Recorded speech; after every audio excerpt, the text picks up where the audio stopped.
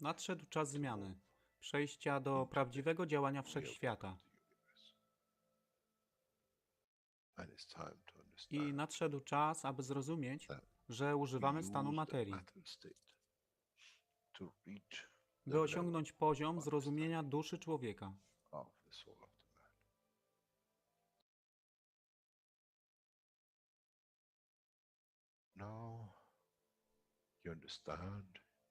Teraz rozumiesz, być może, dlaczego Kreator wysłał swoich posłańców w imię tego, co miałeś. To oni przynoszą uszy, aby można było ich użyć, gdy nadejdzie czas Mesjasza. Mogę nauczyć duszę i przesłanie.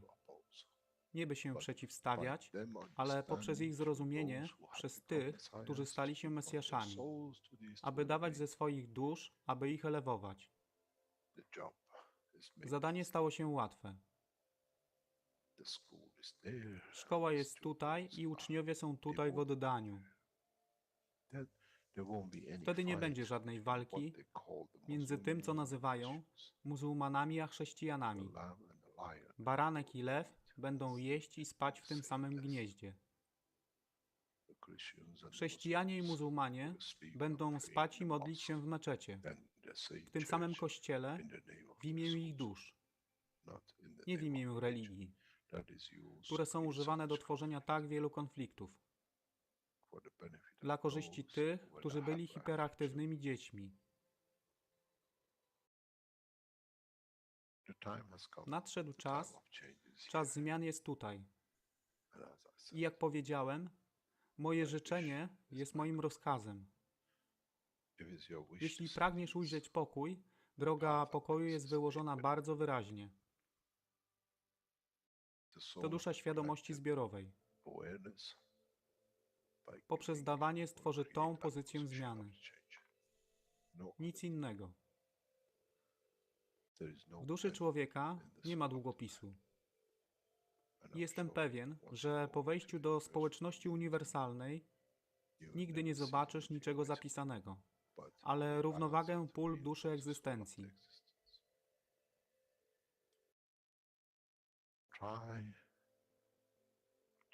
Staraj się być na tyle pokornym, aby nie stać się aroganckim w mocy, którą zrozumiałeś i posiadłeś. Inaczej wpadniesz w tą samą ścieżkę kościoła i meczetu.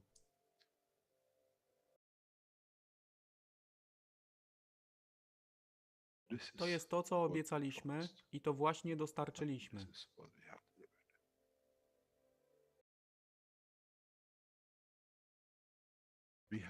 Musimy zrozumieć działanie duszy i musimy zrozumieć, że dusza człowieka jest gwiazdą w kosmosie wszechświata. Jeśli porównamy duszę człowieka i tak wielu nas, 7 miliardów w jednym zbiorze, Ziemia jest jak galaktyka z tak wieloma gwiazdami. Kiedy patrzymy w głąb wszechświata, widzimy galaktyki z setkami milionów gwiazd. Podobnie jest z planetą Ziemią. Niesie 7 miliardów pięknych gwiazd, które są duszą człowieka.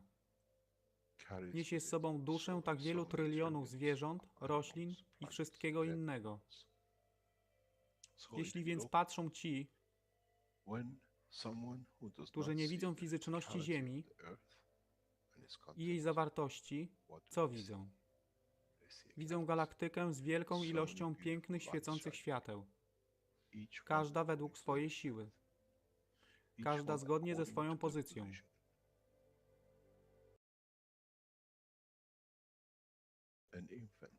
Niemowlę ma piękną duszę, podobnie jak staruszek.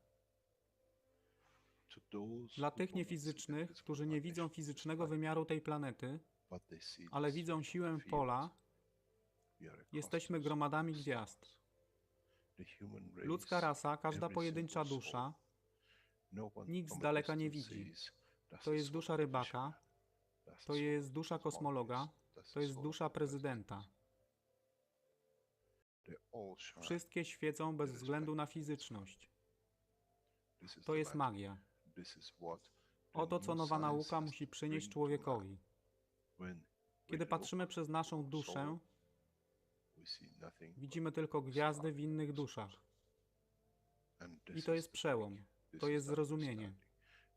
Na tym właśnie polegają te wszystkie nauki. Dojście do dojrzałości następnego poziomu, aby zrozumieć daleki kosmos. Wszechświat jest ostrygą dla tych dusz, które służą.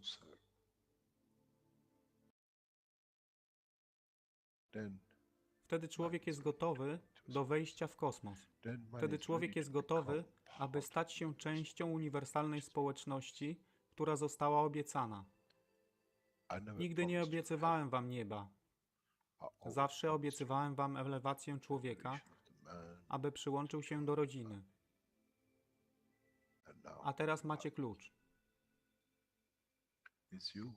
To wy musicie otworzyć drzwi, aby zrozumieć, że mogę elewować duszę tych ludzi lub milionów innych dusz, że fizyczne życie na tej planecie zmieni się. Wtedy jestem godny bycia częścią społeczności uniwersalnej, by być, aby służyć, aby się rozwijać, by być tam, aby być częścią, że w cyklu życia wszechświata staje się w byciu częścią, staje się częścią totalności.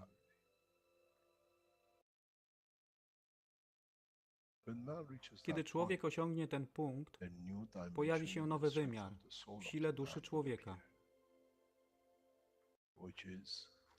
który jest poza wyobrażeniem zrozumienia życia fizycznego.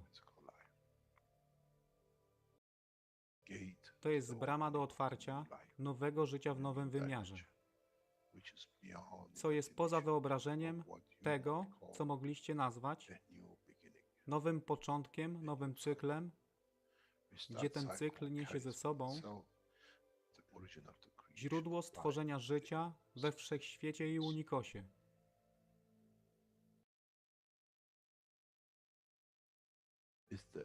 To jest elewacja duszy, aby służyć.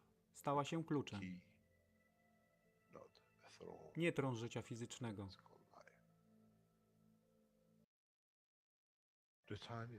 Czas jest odpowiedni. Nadszedł czas, aby człowiek przeszedł przez ten proces.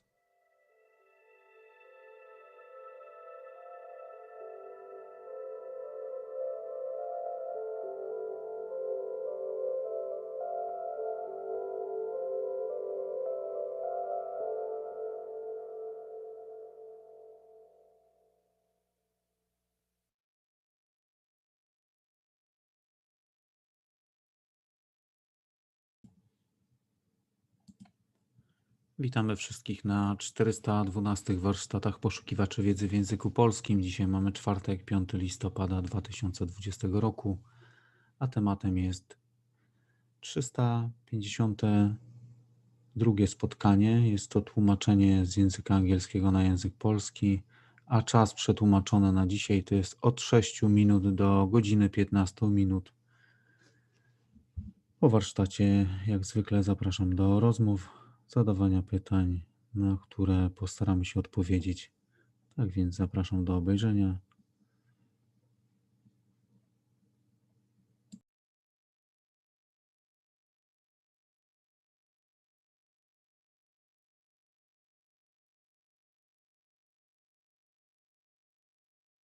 Again for another Knowledge Seekers workshop here. Hello, Mr. Keshe. Yes, good afternoon, good day to you. As usual, wherever and whenever you listen to this series of knowledge seekers of the Keshe Foundation. We do apologize, or in a way it's good sometimes to have a change. It's the first time ever we rounded it 12 hours from the day we started. We started about 7 years ago, around this time, October, November, and we used to start at 4 o'clock in the morning with Mr. Rick Crammond. Now we managed to delay it by 12 hours. We do it at 4 o'clock in the afternoon for the first time. I hope it doesn't become a bad habit. Thank you very much for Rick for being there for such a long time during the early mornings and late nights. In so many ways, we are very upbeat, very happy to teach in the next level of the knowledge of the universal knowledge. What this means, as we explained some 2-3 weeks ago, as of last week, we entered the knowledge that is used in the universe, not the knowledge which the man has gathered over time in bits. And in the way he has progressed, mankind has been positive in being able to at least ignite his brain to function in a way of understanding part of the work of the universe, at least in his own environments and his matter state. As we said,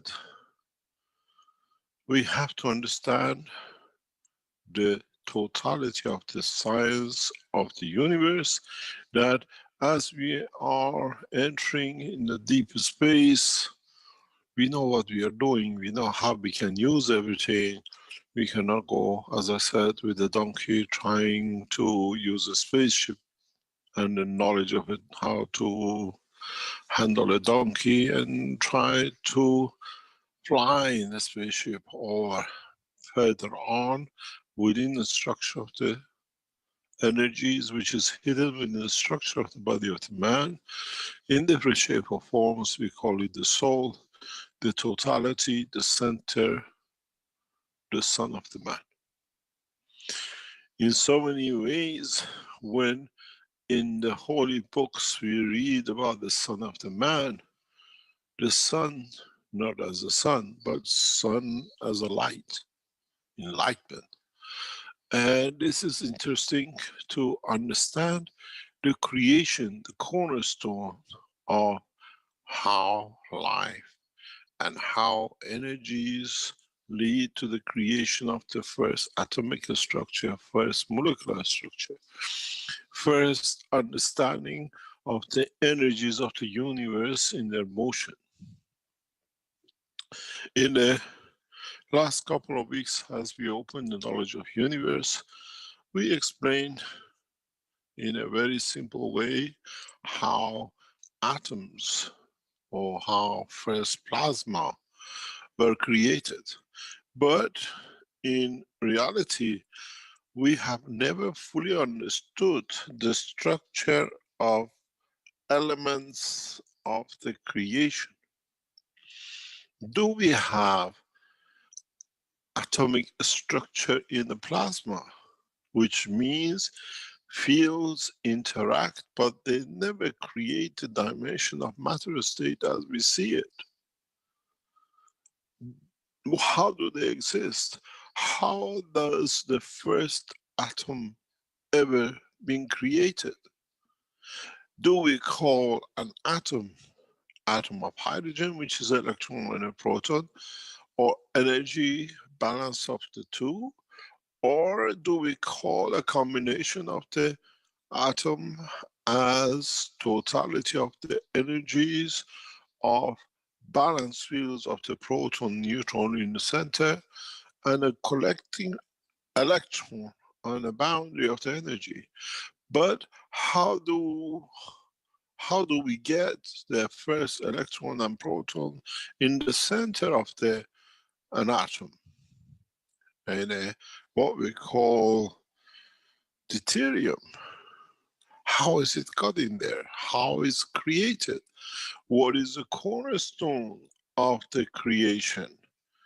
What is to understand of the totality of the knowledge of the creation? How do you put the two together to get what you need? Where does the essence of the creation of the atom come from? What dictates the magnetic field strength of a plasma of a neutron? What dictates the size of an electron? In space, we need to understand this if we are going to survive and we are going to create a condition of life and systems that we can live, we can utilize the energies of the universe. In the present knowledge of physics, in the present knowledge of atomic and nuclear physics, we don't understand, we have never been explained how did an atom of deuterium come to exist? How does a hydrogen atom as a single proton and electron exist? And what forces hydrogen to be both in the dimension of single proton and electron and single neutron, electron and a proton? Where does the essence of the creation comes from? Where and how these plasmas in upper atmosphere or from the interaction of the fields of the universe upon each other create these plasmas? Mankind has to become clear about one point.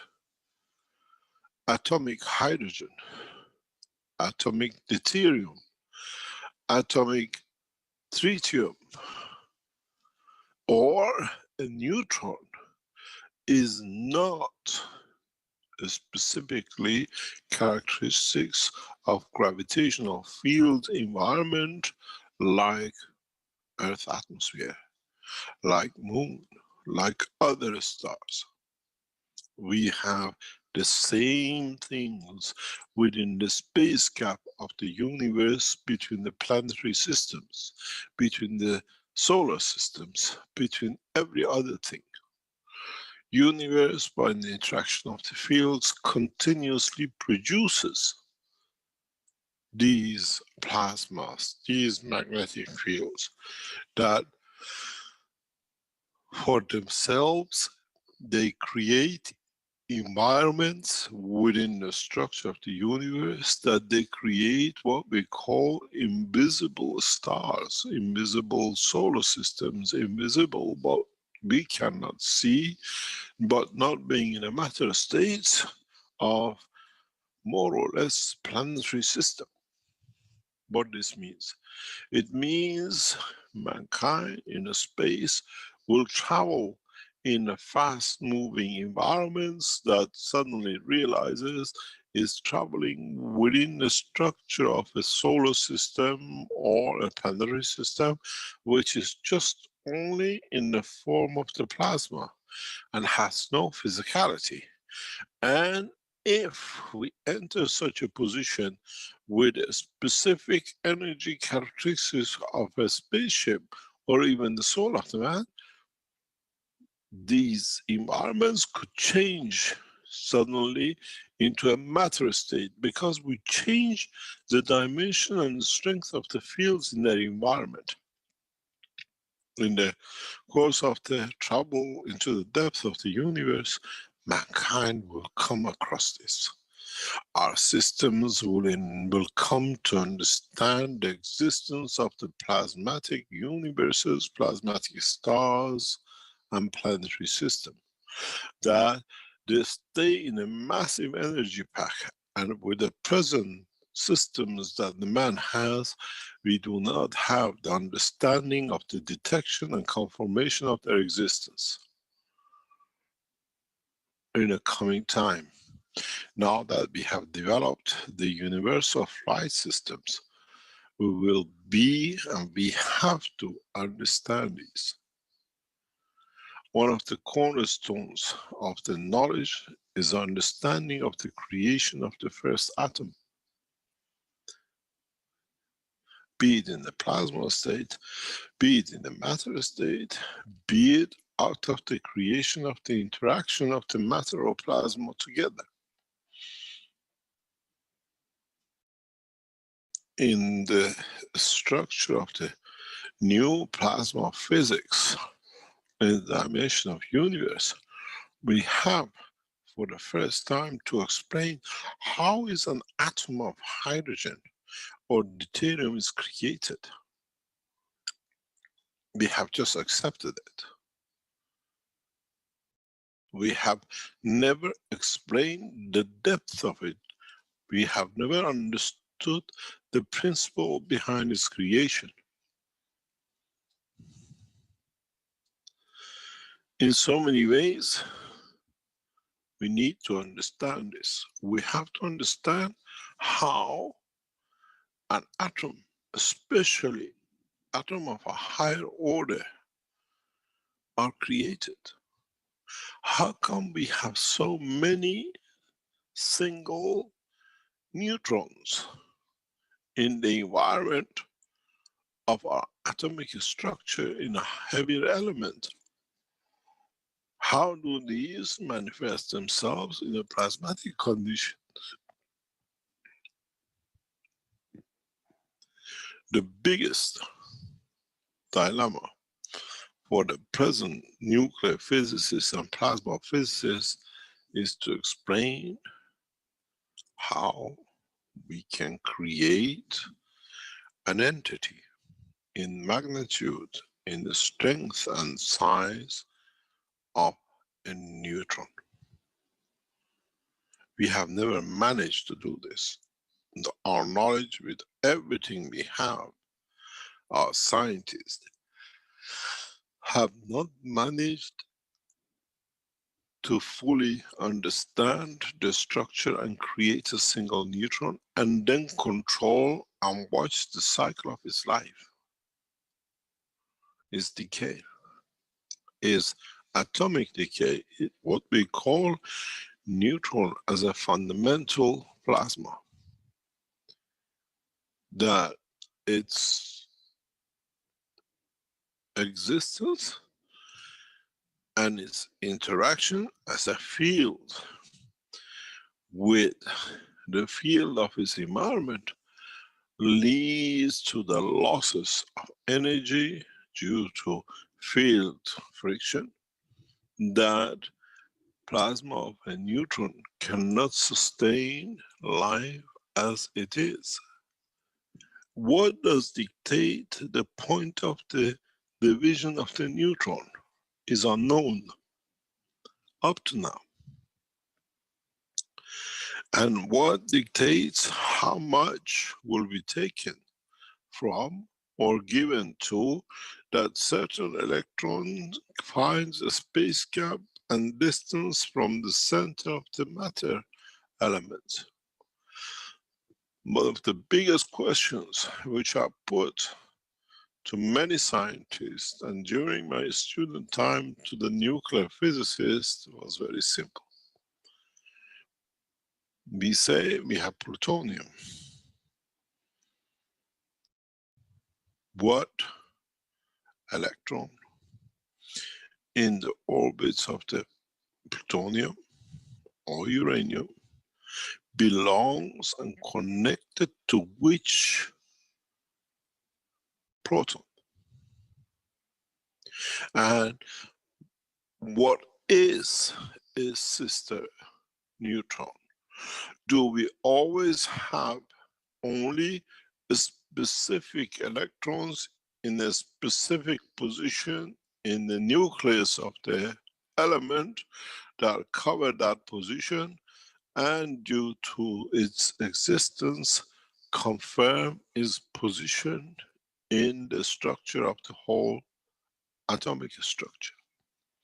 And how come in the plasma physics we see one, and when we bring it in interaction with the physical matter state of inertia, it breaks itself up into electrons and protons and manifests itself as a solid uranium?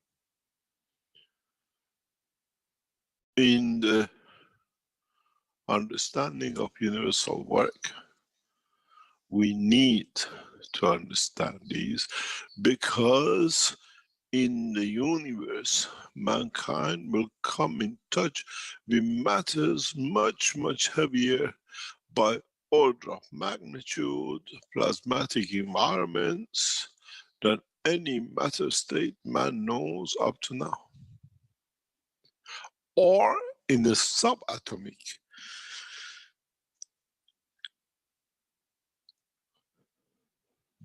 The understanding of the work of the universe does not come by bypassing certain fundamental principles and understanding. And the present physicists, as much as the present knowledge seekers, have to understand these, as in the coming time, in the space, you become the cosmologist, you become the physicist. It's you who has to understand and analyze and understand the fundamental structure of any plasma. And how can we bring the center of this plasma in touch with the inertia of a plasmatic field to create a plasma of an element, or with the inertia of the matter state and convert the same plasma into matter state of its existence. In a way, we have to understand this, that in the depth of the space, we should be able to create any matter by directly or indirectly introducing the inertia and gravitational field forces of the environment to manifest the matter or the plasma according to the need of the man. If we understand this, we will understand a simple fact, that man, or this new knowledge, has the ability to create a soul of any element. And this is the major understanding which the humanity and the rest of the, what we call the citizens of the universe, have to, with no choice, to come to understand. But it's not strange that by collective energies of the given environment to create the soul, to create the existence, we do that in the womb of the mother. We bring two different fields together, and from their interaction, we create the soul of the child.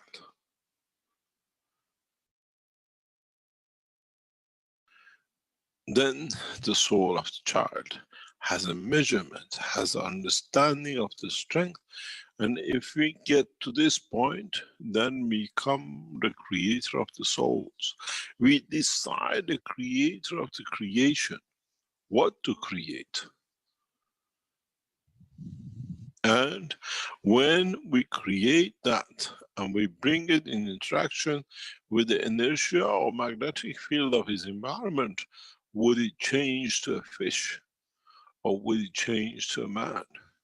Have we, or can we get so advanced that we can create this, in essence, the strength of the soul of the man, that when we introduce it to the atmospheric condition of this planet, as it creates gold and silver, it shall create man.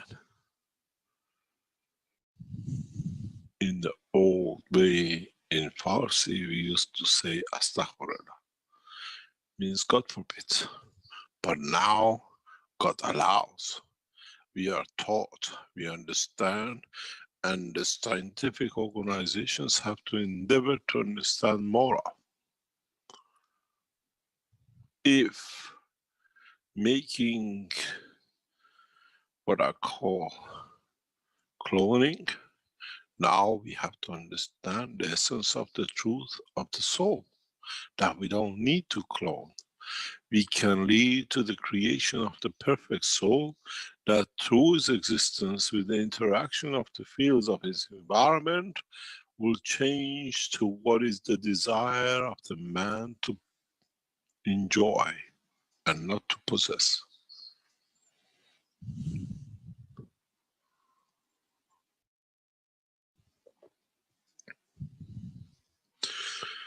The teachings are become more in a way of you triggering your own knowledge, looking in a broader way at the totality of the knowledge, and in essence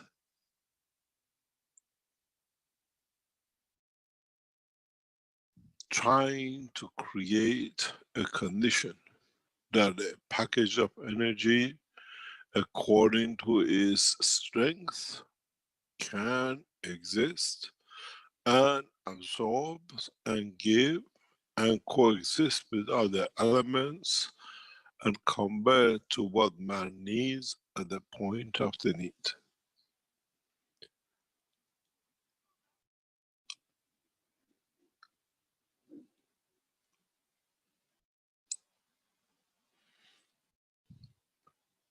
Understanding of the work of the creation is simple.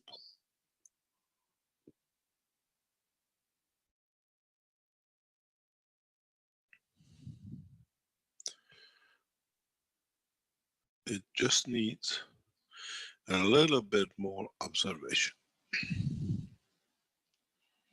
a little more depth of understanding.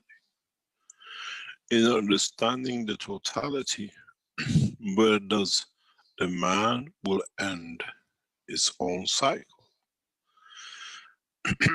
Do we restructure our physicality, and in approaching a position of desire, we manifest ourselves from the interaction of the field of our souls and the soul of the planet? Or do we manifest ourselves from the interaction of the soul of the man and the inertia field forces of the planet? We choose our existence, in which dimension we want to manifest ourselves, in a matter state or in a field state, and in what the strength of it. And in that process, with given magnetic fields, then the structure is decided.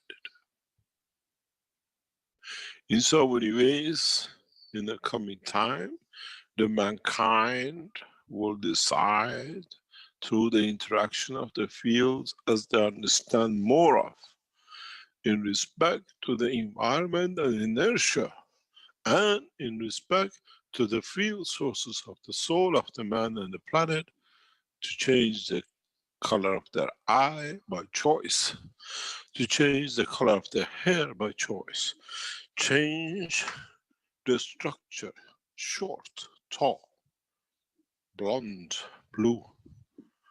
Mankind now is given a choice and the technology to be able to reach this point. And this is part of the knowledge of the universe. This is a universal knowledge, because as you enter the universe, you can decide in how you will look to the man from planet Zeus.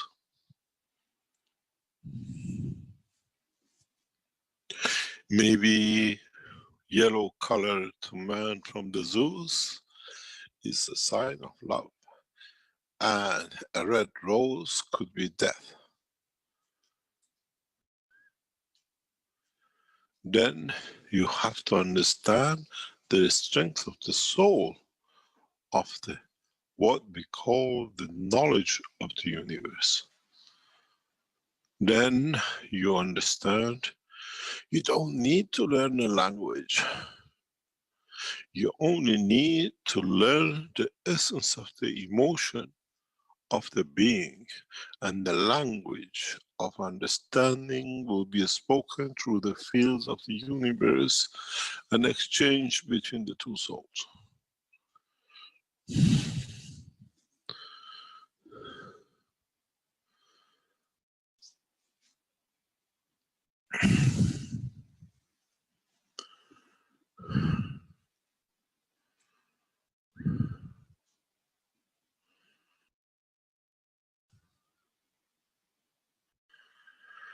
In reality, we have been given, we are in a position of a knowledge that we can dictate the destiny of our existence in the physical dimension. Do I want to change my position of physicality in 100 years, in 200 years? Would I like to be shown I'm 18 after 3,000 years? Or have the energy strength of a wise man, thousands? With the new understanding, do I want to possess the knowledge of the existence?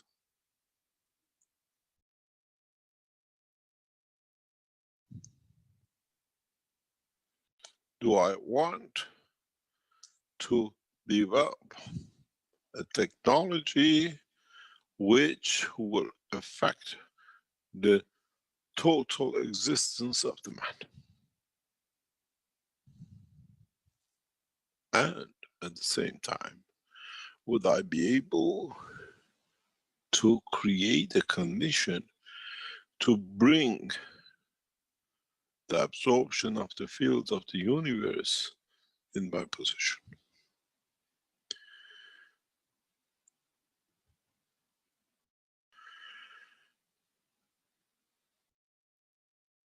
In today's teaching, I try to explain a fundamental understanding of the creation of the atomic structure. This was explained in past few days to some of the knowledge seekers. And is, as I said, as we share with one, we share with many. And in that process, mankind has to understand the structure of the creation of his soul and its existence. As we say, as two plasmas interact, the interaction of the fields of the two plasmas lead to creation of the friction, could be light or another element. As we see, the interaction of the fields of the soul of the earth and the sun leads to the creation of matter state of the planet and leads to creation of his inertia. Then what would happen when the soul of the man interacts and we control with the soul of the physicality of the man? Then we can, in essence, by understanding this, eradicate any genetic defect in any human race or anyone in space. If you understand how to interact the soul of physicality in the matter strength and in the energy strength and in the plasma field strength with the soul of the man's field strength. Maybe one day mankind will come to a point that no child will be born with no, at all, zero defect. Perfect children according to the structure of the physical and biological structure of the matter state of their life on this planet.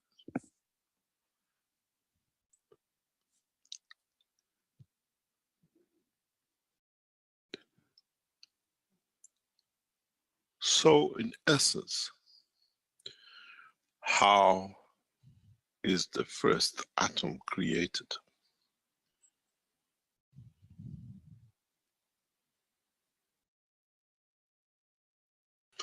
When we bring the soul of physicality and the soul of the man together, the interaction of the field creates the physicality of the man, and it maintains that physical condition. We call it the body of the man. And when, in the essence of the creation of the universe, mankind understand this, man in the world of the science should be able soon to develop technologies that would lead to understanding of a new science, science of the plasma, science of understanding work of the universal plasma.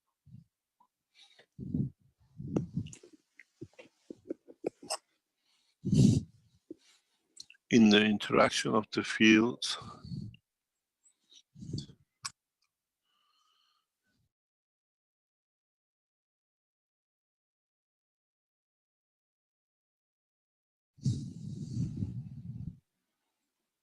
the residual fields lead to creation of the plasmas. This we know for a long time. When we created these plasmas, in understanding of the structure and the interaction,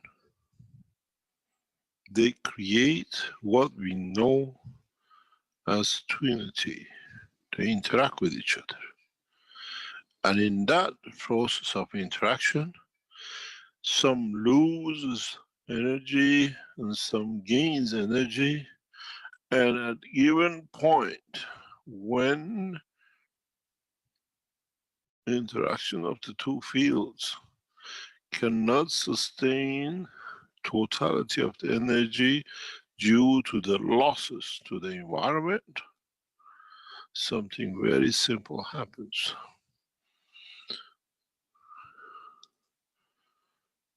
The one which has held to more energy or plasmatic condition will stay. The one who's lost will split and lead to the creation of first atomic structure. As this still interacts with the totality of the two, and this interacts with the totality of one entity. And in total, we see the structure of an atom. In reality, a creation of what we call atomic deuterium comes from the interaction of two neutrons. That as one loses fields as a twin set, it leads to the creation of a proton, electron, and a neutron, which the interaction of them by themselves create the atmospheric environment which manifests itself as a single atom. Then, in the interaction of these fields with the fields or planetary fields of space, will lead us to creation of the matter state. So we can have the existence of both plasma and matter state simultaneously in both dimensions from any element, depending on what we condition the environment to, that what that plasma will manifest itself in the form of.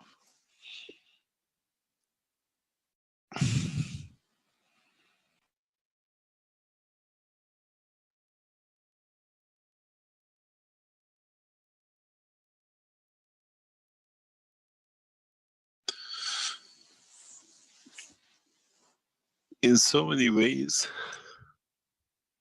for the first time in the world of science and technology and physics and subatomic physics, we understand how the first atoms are created, where they come from the interaction of magnetic fields of two, what we call volume of fields in plasmatic condition, that in losing one divides itself to maintain the property of the interaction between the two original neutrons, and hence leads to creation of what we call trinity of electron, proton, and neutron. Then what has been one of the biggest dilemmas in the world of physics has been how some elements have additional neutrons in the space gap of their elements of protons, where we find less electrons in comparison to the neutron existence. Would there be a time when the neutrons in an atom will split and become another electron and proton without the structure breaking up? Yes, from now on, these things are possible. In a way, in the nuclear atomic physics of the universe, we can allow every neutron to be converted into an electron and a proton on its own, and then at the same time, due to interference and interaction between the fields of the new entity, create a new material that man did never know can exist. By conversion of neutrons to electron and proton within the center of any nuclear or a nucleus of heavy element, man can increase in a new dimension and create new matters that has never been achieved. But with creating a magnetic field environment of holding, new elements can be created.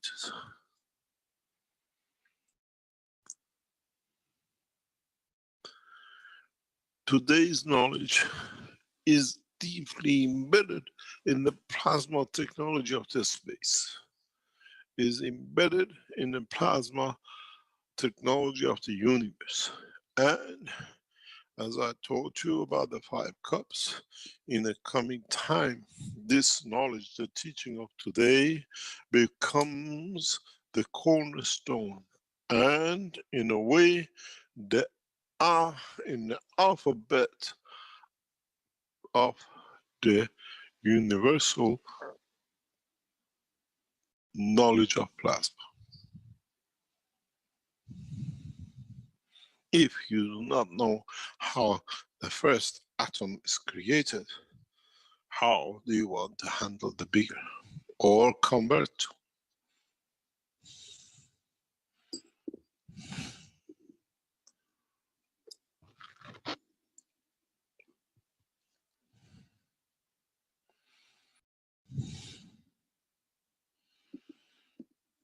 The creation of atomic structure and the fundamental atom and deuterium will be one of the keys of mankind entry to universal community knowledge of creation. Without it, mankind will be paralyzed. The knowledge will not be complete, and forever, as you never understood the initial algebra, how they want to do heavy calculus and the rest of it.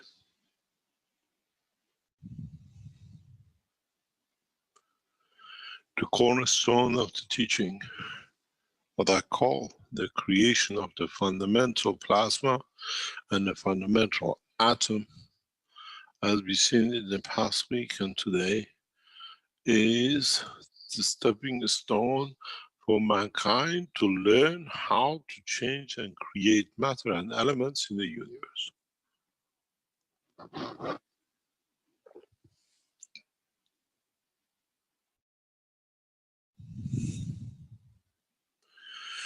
How can we create the condition that two plasmas of a neutron come together, that they can lead to the creation of atom?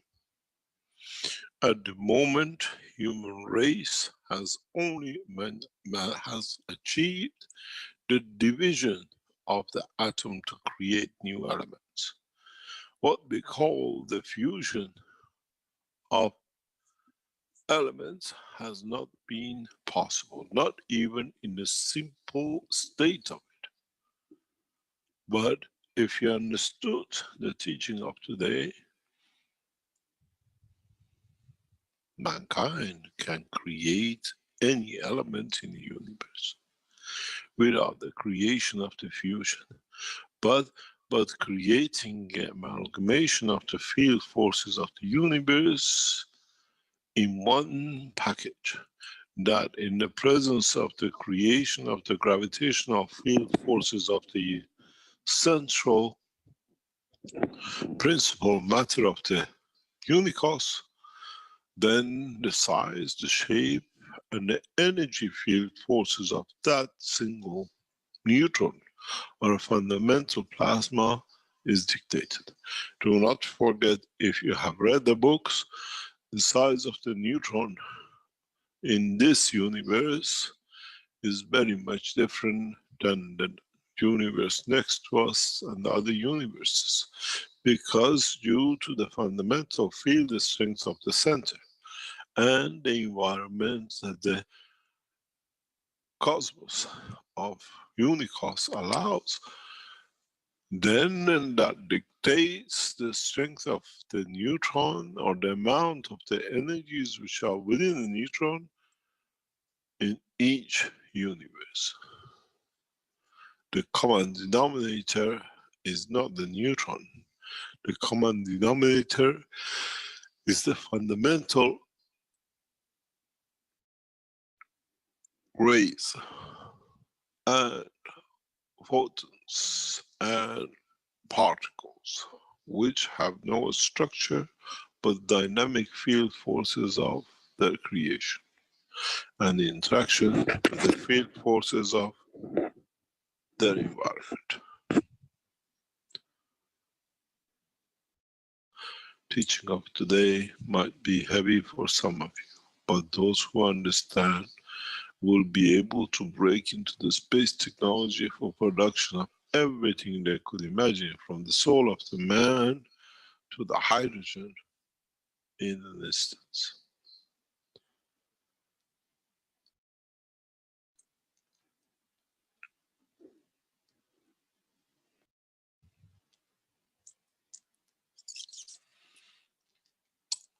I've been asked to explain that you understand.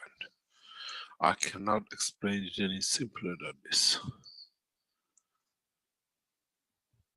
In the coming time, in the new universal dynamic systems, which you will see from the Keshe Foundation, we will show the creation of these elements, the hydrogen, the creation of the fundamental plasma, neutron, in a simple systems.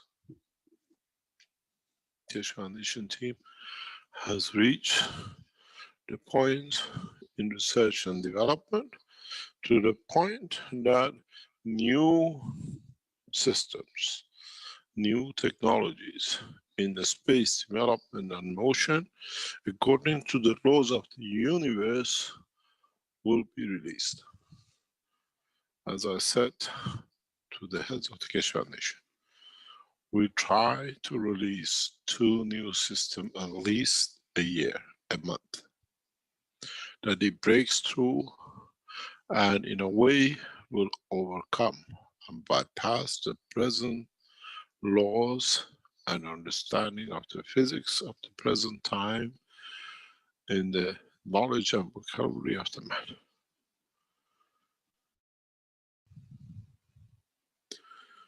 In a short time, we will show the new fundamentals flight system, which uses the universal flight system and not, as you are used to, with UFOs or the others. This is a knowledge beyond the present knowledge of humanity, but in essence is the knowledge of unicorns that will be shared amongst the man. And part of the structure of this will be the creation of the dynamic, what we call memory banks. In a way, when you hold them all, you can speak any language in the universe as you understand it as emotion of the field. These units, these systems, in the coming weeks, in a very slow but the rapid pace, will be released.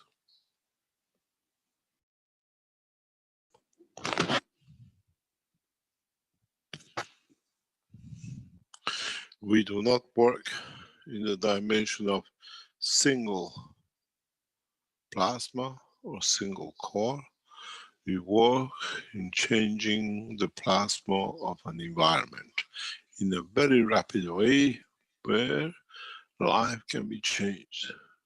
In a way, for example, when you enter a building, any diseases which could be preset, anyone moves into this environment will not have, as we match the environment of the true essence of the perfect body.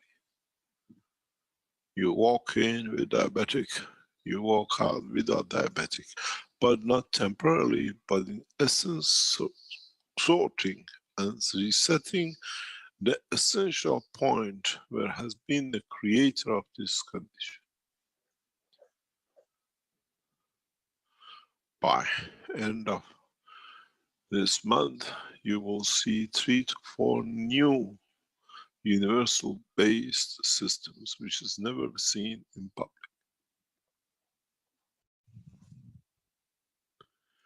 We will offer technologies that even with CERN, as it happens to you in the universe, you can walk into the system and within 5 minutes, 10 minutes, walk out of the system without any corona or any possibility to catch this again.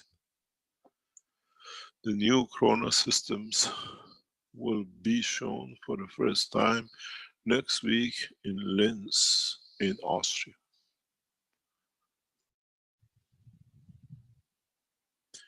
We are set to break through the world of science in a very deep way, and there is nothing more deeper to do than this moment to change the course in respect to corona. 2 of these units is getting assembled and will be placed in the center. Those of you who have corona, you can walk in, spend 5-10 minutes in, walk out without corona. A more advanced version of these will be changed into what we call the enhancement systems. You wish gold, you make gold. But now we use the universal systems and not the present technology.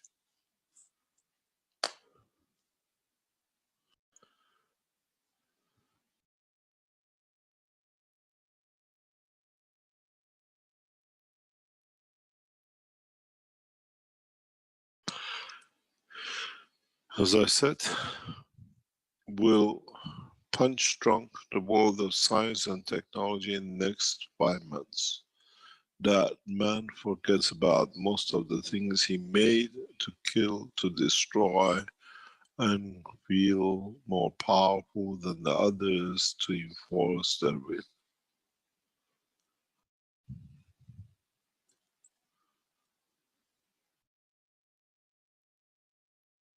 Are there any questions? Or have we understood before we teach more? Nobody understands.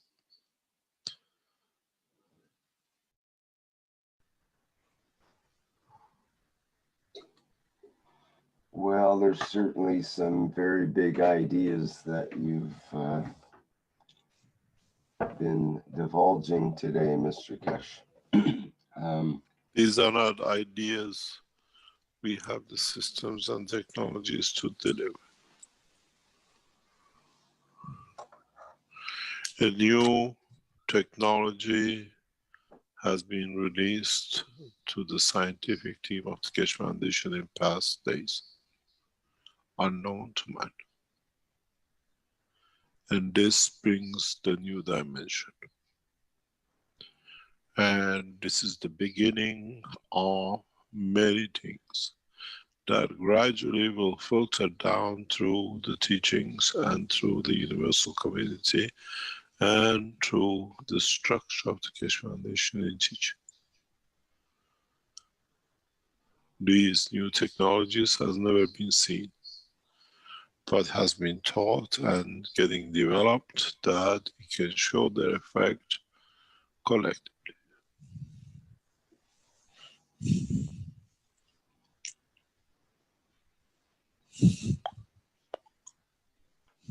Mr. Keshe, you mentioned the creation of the fundamental rays, and I was wondering if that's part of the process of this creation of materials, and basically the key to the creating any element of the universe that we wish.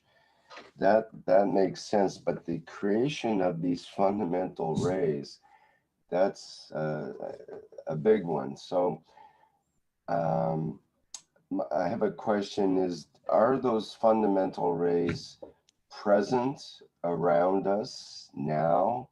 And do we sort of open up a space for them, like in the creation of a vacuum and that kind of thing?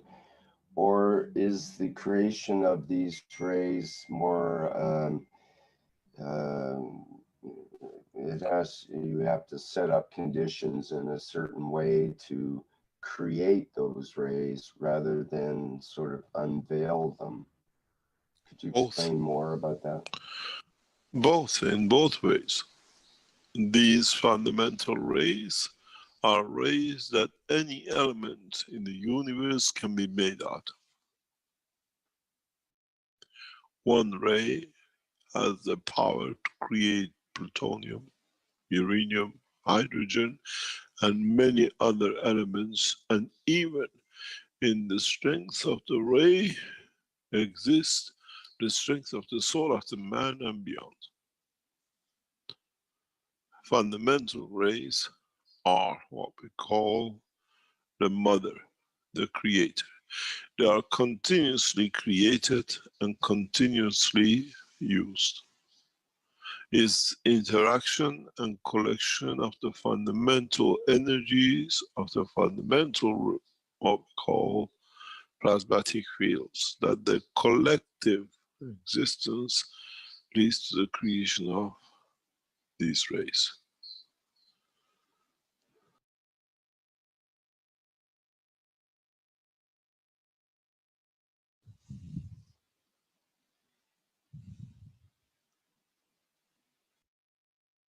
Fundamental rays are in essence the creators of the life, in any essence, in any shape or form.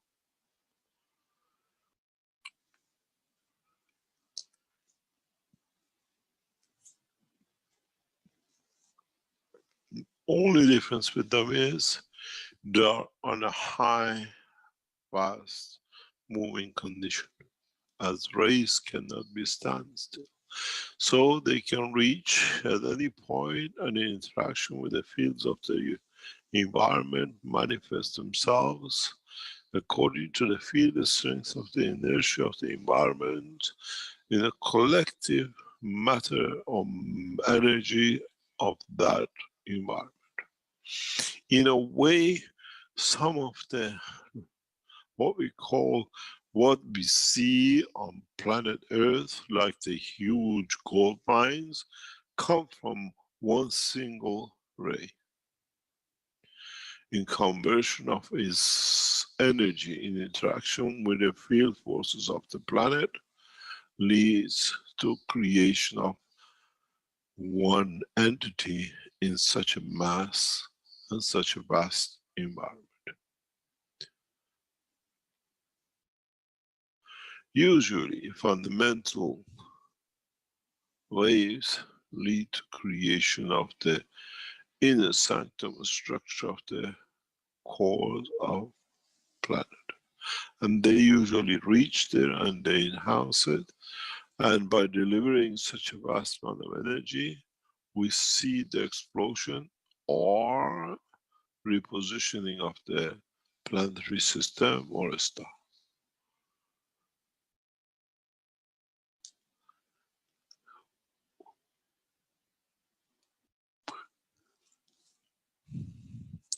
Any other question? We had a discussion about trying to discern the difference between a ray and a field, and do rays travel in basically straight lines unless they encounter some sort of inertial thing to slow them down? Like you mentioned just now, they're active, they're dynamic. They bounce off, depending on a field strength. They bounce off their own environment as much as they get absorbed into that environment. It depends on the speed, the strength, and the position of the fields of the plasma.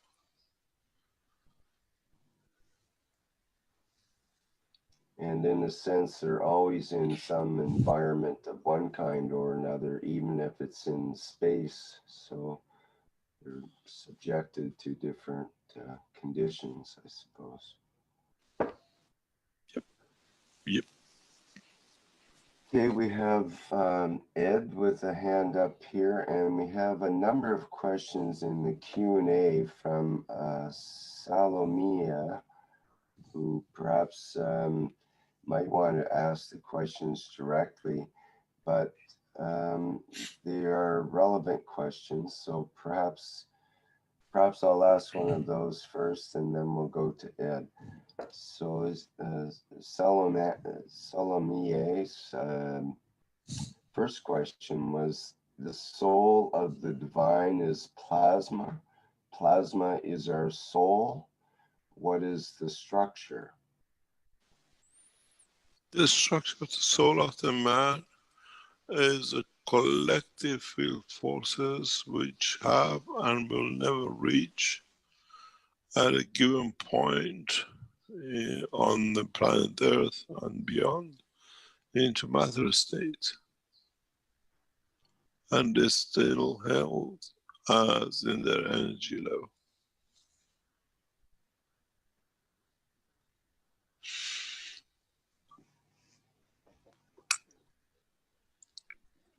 What would that be in relation to the fundamental rays?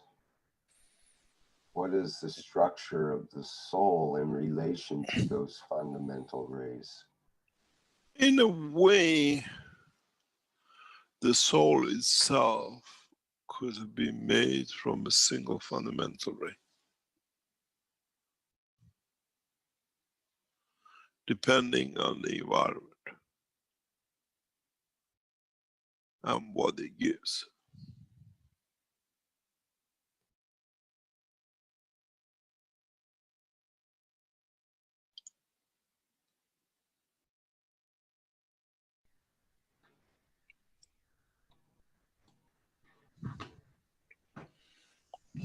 that makes sense. We can see how the strength Hope of it the does. soul is according to position, and the position and strength, basically. It's every thing finds its position in the universe. Well, Salamani goes on to say the soul is the black matter or energy or antimatter. What is plasma? Is it energy or a wave? Both, but nothing is a black.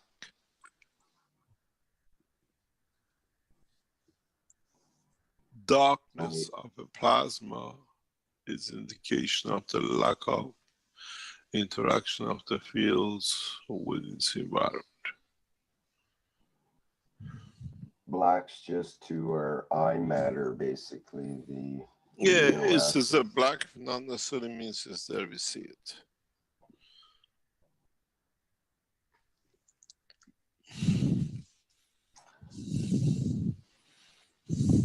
Okay, if we can allow Ed to have a question here.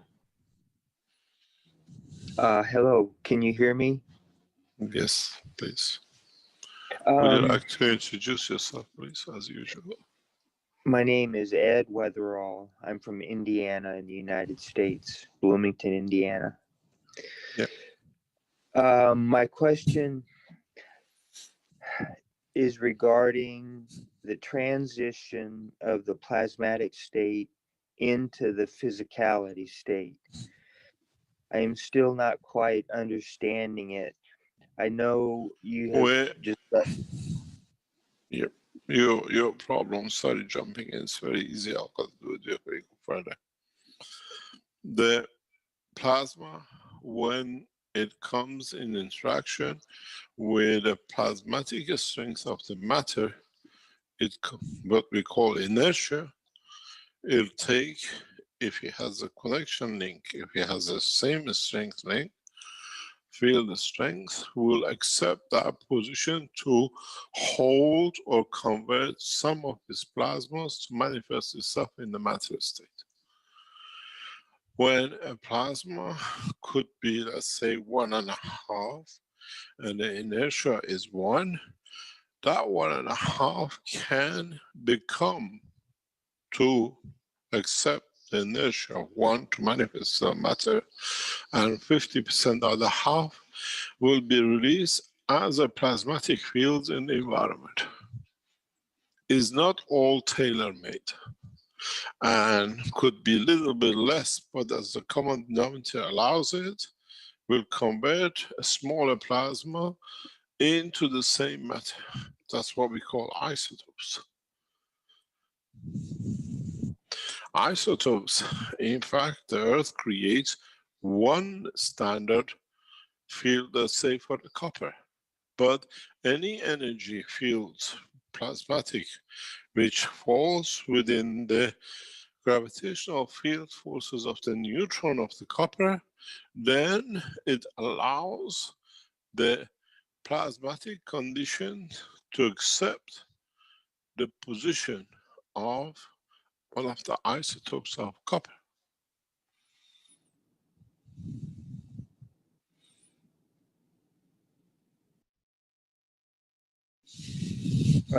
Okay. I'm not sure I quite understand, but that clarified somewhat. Listen to it again and again till you understand. Okay. Can I just clarify? I mean, I had some thoughts on it. Could I just speak them out, or shall I just go? I'll become a knowledge seeker and you become a teacher. So I was wondering, and I'm from what you just said, I'm not quite sure this is correct, but when the plasmatic state encounters the environment of the existing physicality state, when it interacts and it comes to where it's close enough to a matching energetic state, is that the point where the physicality happens?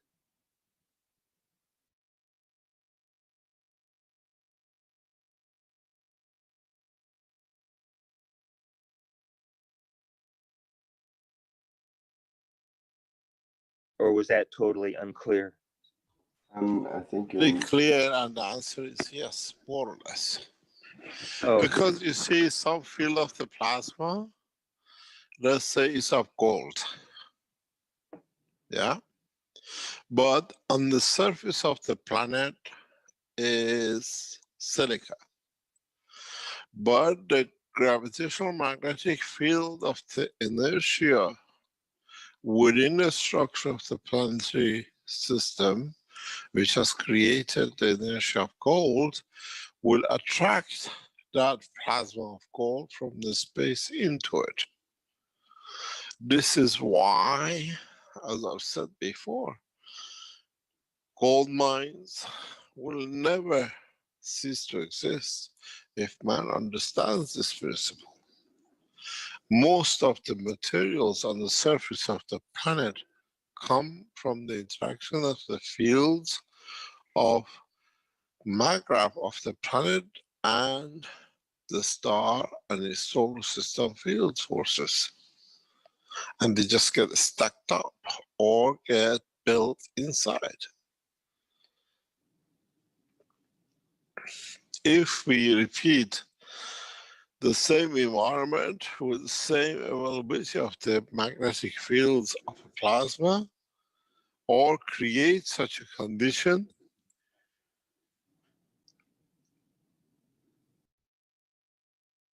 above the surface of the earth compared to what is inside, we can produce the material inside continuously for everlasting supply of anything you need.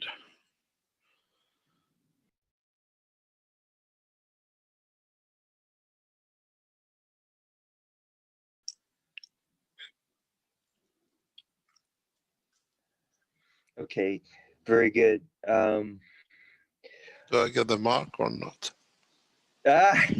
You got all the marks. I'm hoping to get one here. So I'm going to go over that again and again. The question you answered just previous to my being unmuted brought another question to mind about the ray. Rick asked about the ray becoming the soul, and you said it depended on its interaction with its environment. And I understand that as the ray comes into contact with different environments, then it can manifest itself as a soul. But I'm wondering if the ray part is the part that forms the creator part of our soul, and the environment forms the other unique aspects of the soul that are particular to that environment, such as our earth environment. But our connection to the creator comes from that fundamental ray. In essence, you're right. The interaction of our soul with the soul of the planet leads to the creation of our physical existence. And if we change anything in it, according to what we change, we'll get different appearances of physical matter condition of observation.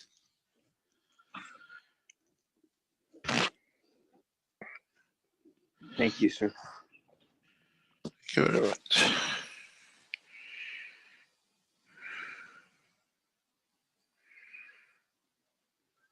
Those of you who understood the teaching of today should be able to make your UFOs by tomorrow. It's so simple.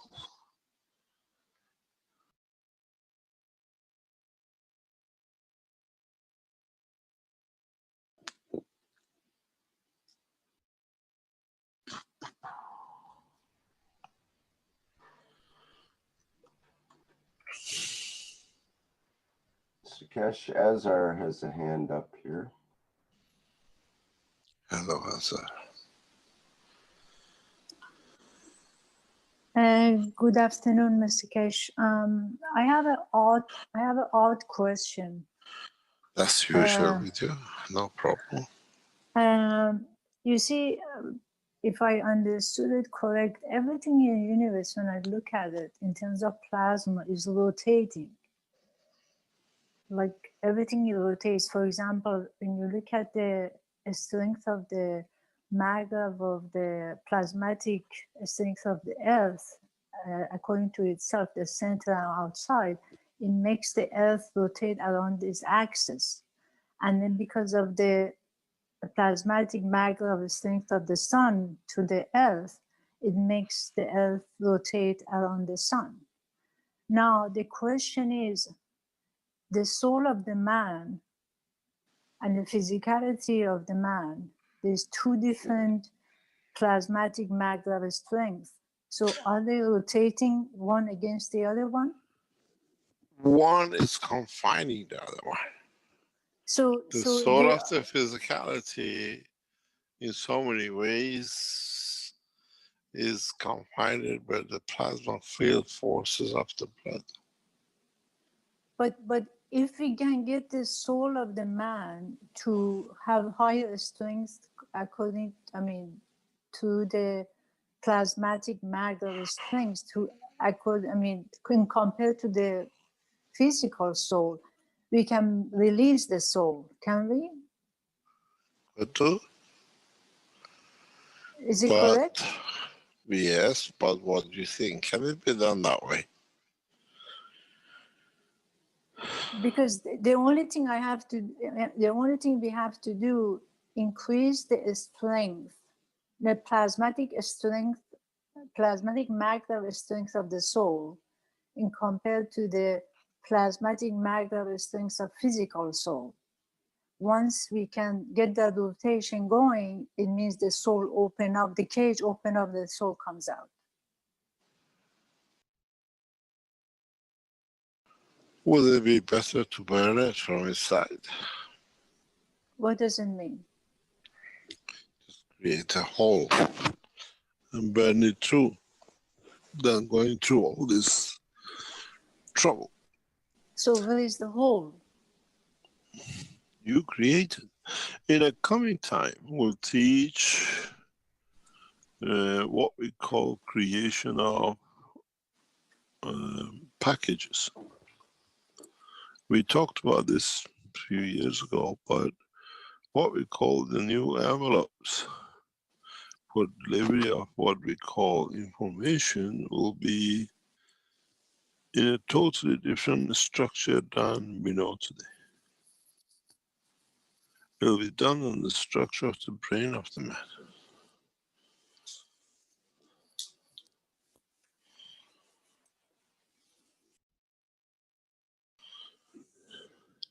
Thank you, Mr. Keshe.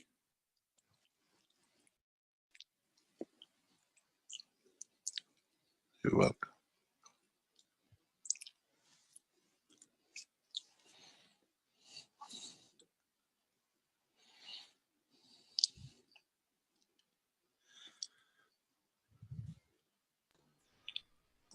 Okay, we have Jalal next. Good evening, Mr. Keshe. Good evening, Mr. Jalal. Mr. Keshe. Mr. Keshe, I have a question, please. Have you ever had one? You always have a question. You're the same as us. Yes, of course. I have two also. But, Two, yeah, that's the problem. You know, the coincidence. Today I told the knowledge seekers we should be tomorrow have our UFO. Yeah. And you just brought it up. If you understand this teaching, I need to go back to it. So tomorrow we will have our spaceship. Yeah. And today I am nearly there. The question. To the space or to the ship? It's very easy, both of them. Yeah. How much time take the soul to establish in the womb of the mother after the interaction between the egg and you always say about 100 days. how much, sir? How much do you think? Forget about what I said. How much do you think? No, please. This is important for me, at least. So repeat the question. How much it take for a soul to be established in the womb of the mother when the interaction between the egg and sperm coming together? What do you think? In soul level, I think instant before it's the matter state come together, but because there is a matter state in the equation and the emotion.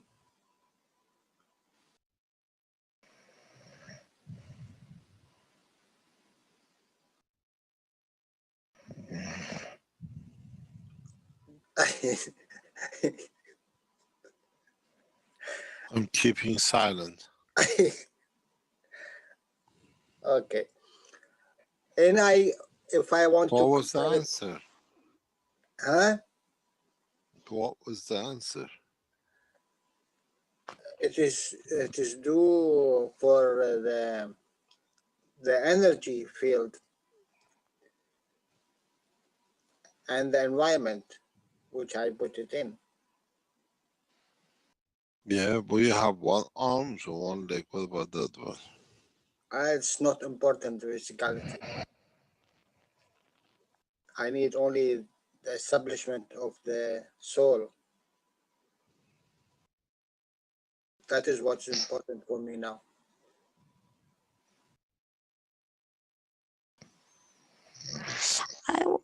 Hello, Mr. Keshe.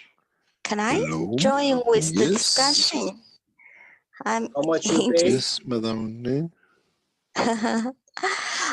I remember I read the book, The Flower of the Life. It is said after 8 cells are created, and then the soul, physics soul are created. But my question is, when the soul of man is created, or is the soul of man is exactly come from the what you call the fundamental ray from the creator directly into the body when the body are created? Oh, go back on the skin, see how the skin is created. Or flat cheese.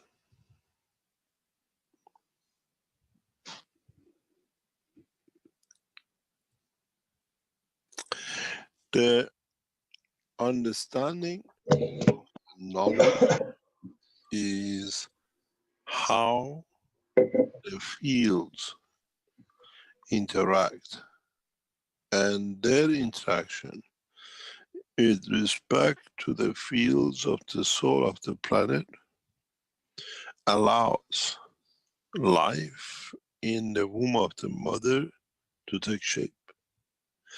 And then in the progressive development of the shape of this plasma leads to creation of physicality of the life.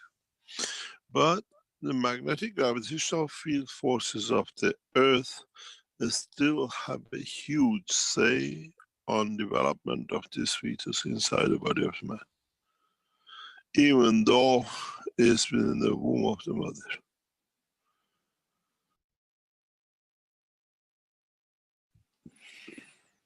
This, if we understand, we can take a lot of things to answer very quickly.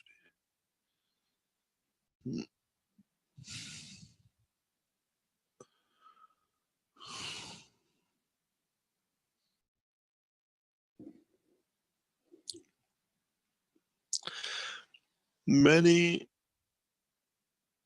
deeper understanding, much more deeper understanding of the creation of the soul is needed for mankind to comprehend the totality. As I said in some of the teachings before, the soul of the man is not just the energy pack. The soul of the man is the extension and totality of life. And in essence, when it interacts with the physical magnetic field of the planet, what we call inertia, then it's choice how we want to manifest itself.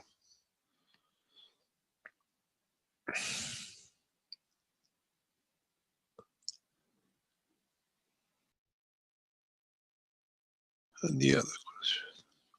Thank you, Mr. Keshe. You're welcome.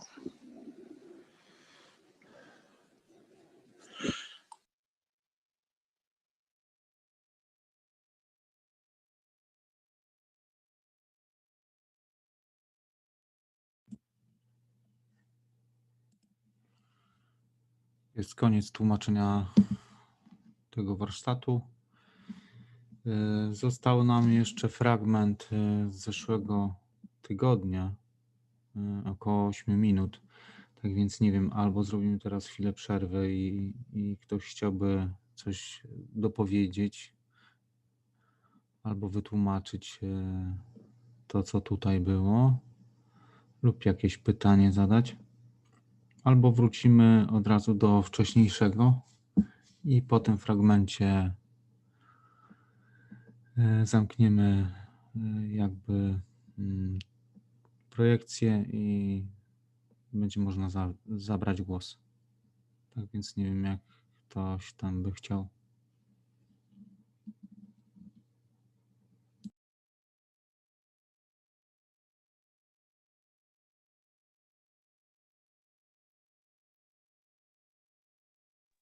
Myślę, że możemy, Jarku, może spróbujemy zostać na razie przy tym warsztacie. Zobaczymy, dokąd nas poprowadzi jakaś dyskusja, omówienie tego. No i jakby było dużo tematów, dużo byśmy omawiali, to wtedy ten fragment nawet możemy sobie w niedzielę puścić, a jeśli to nam szybko pójdzie, nie będzie zbyt wielu głosów, wypowiedzi, to wtedy dość szybko przejdziemy po prostu do tego zaległego kawałka, nie? No w porządku.